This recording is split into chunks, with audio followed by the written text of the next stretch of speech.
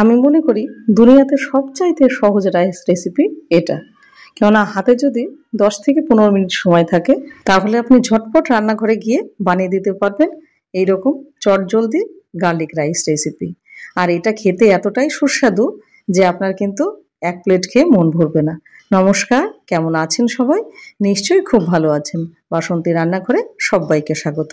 বাড়িতে কোনো গেস্ট আসলে কিংবা স্কুল টিফিন কিংবা অফিস টিফিন আপনার হাতে যদি মোটামুটি 15 মিনিট সময় থাকে তাহলে কিন্তু চটপট এরকম একটা রাইসের রেসিপি আপনি অনায়াসে বানিয়ে দিতে পারেন, আর সঙ্গে আর কিচ্ছু লাগবে না। আশা করি ভিডিওটা আপনাদের খুব ভালো লাগবে, আর ভালো লাগলে অবশ্যই আমার পাশে থাকবেন। তাহলে চলুন শুরু করা যাক।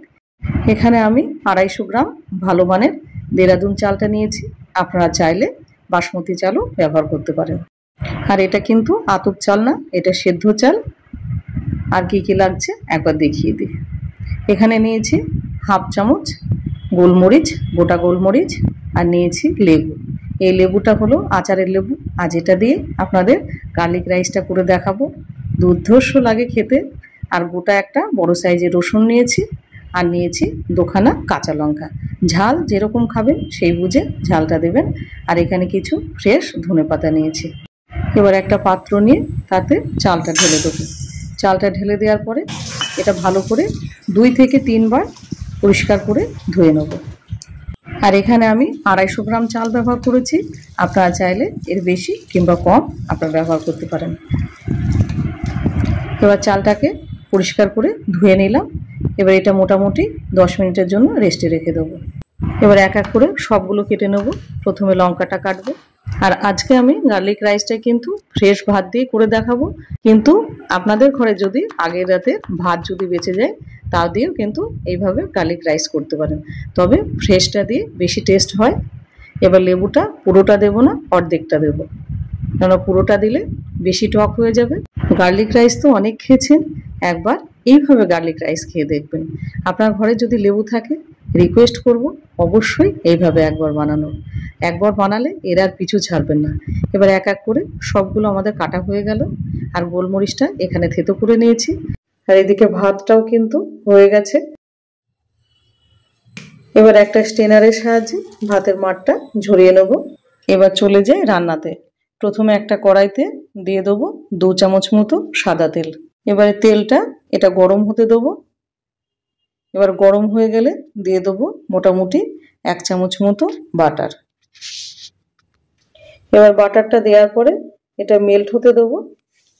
ঠিক আছে, এবারে দিয়ে দেবো রসুন কুচিটা। গার্লিক রাইসের প্রধান উপকরণই হলো রসুন। রসুনের পরিমাণটা কিন্তু বেশ খানিকটাই দিতে হয়, তবে রাইসের টেস্টটা ভীষণ ভালোবাসে। এবার রসুনটা দিয়ে হালকাভাবে এটা ভেজে নেবো, যেন কোনোভাবে পুড়ে না যায় সেদিকে খেয়াল রাখতে হবে। আর রসুনটা যখন বাটারের সঙ্গে ভাজা হয় তখন কিন্তু একটা দারুণ একটা স্মেল আসে। রসুনটা আমাদের ভাজা হয়ে গেছে, আর খুব বেশি পুড়েও যায়নি এবং কাঁচা কাঁচাও নেই। আর এই রসুন ভাজার সময় গ্যাসের ফ্লেমটা কিন্তু লো টু মিডিয়াম করে রাখতে হবে। রসুনটা ভাজা হয়ে গেলে এবার রাইসটা দিয়ে দেবো। রাইসটা দেওয়ার পরে এবার এটা হালকা হাতে নাড়তে হবে। আর রসুনটা দেওয়ার পরে মোটামুটি মিনিট 5 এটাকে নাড়তে হবে। আর নাড়তে নাড়তে কোনোভাবে কিন্তু চালটা ভেঙে যেন না যায়। আর দেখতেই পাচ্ছেন ভাতটা আমি কত সুন্দর বানিয়েছি। প্রত্যেকটা চাল কিন্তু গোটা গোটা আছে, একটাও ভাঙেনি। এইভাবে হালকা হাতে নাড়ার পরে এবার এক এক করে অন্যান্য উপকরণগুলো এবারে দিয়ে দেবো। প্রথমেই দেব থেতো করা গোলমরিচটা। এখানে আপনারা পাউডার ব্যবহার করতে পারেন। তারপরে দেব লঙ্কা কুচিটা। এবার এটাকে হালকা হাতে আবার একটুখানি মিশিয়ে নেব। এবারে দিয়ে দেবো 1/4 চামচ লবণ। লবণ এখানে অল্প দিলাম, তার কারণ লেবুর আচারে কিন্তু অনেকটাই লবণ আছে, সেই কারণে লবণটা এখানে অল্প দিলাম। এবার লবণটা দিয়ে আবার একটুখানি হালকা হাতে একটু নাড়াচাড়া দিয়ে নিতে হবে। এবারে দিয়ে দেবো আগে থেকে কুচিয়ে রাখা লেবুটা। আপনারা যদি একান্ত এইভাবে লেবুর আচার দিয়ে খেতে না চান তাহলে অবশ্যই এখানে 1 চামচ লেবুর রস ব্যবহার করতে পারেন। তবে আপনাদের কাছে রিকোয়েস্ট করব একবার এইভাবে যদি ঘরে লেবু থাকে আর কি, তাহলে একটিবার এই লেবু দিয়ে এরকম গার্লিক রাইস খেয়ে দেখবেন। এবার দিয়ে দেবো 1 চামচ ডার্ক সয়া সস। দেওয়ার পরে আবার আলতো হাতে এটাকে নেড়ে নেব। গ্যাসের ফ্লেম এখন লো করে দিয়েছি। আর এটা খেতে এতটাই ভালো হয়, আপনি যদি ভাবেন যে সাইড ডিশ হিসাবে আমি কিছু নেব না, শুধু এটাই খাবো, একদম সোনামুখ করে খেয়ে উঠে যাবেন। এবার দিয়ে দেবো যে ধনে পাতাটা কুচিয়ে রাখলাম সেটা। এবার দেওয়ার পরে এটাকে ভালোভাবে মিশিয়ে নেব।